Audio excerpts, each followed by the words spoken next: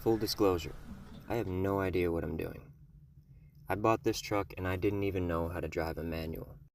I got a short lesson in a parking lot and then drove 2,000 miles home. Now, Yotanaut and I have made a pact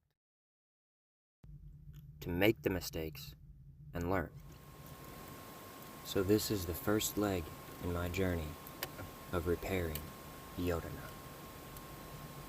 Taking off the lug nuts, taking off the tire, so we can get behind and look at that CV axle, because that is what we'll be replacing today.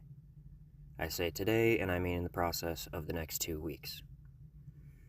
And that dog poop is just a symbol of how everything is going to go for the next 2 weeks. So if you'd like to see how this repair goes and many other repairs, I invite you to join Yotanaut and I as we make mistakes, as we learn, and as we grow, so that we can explore together.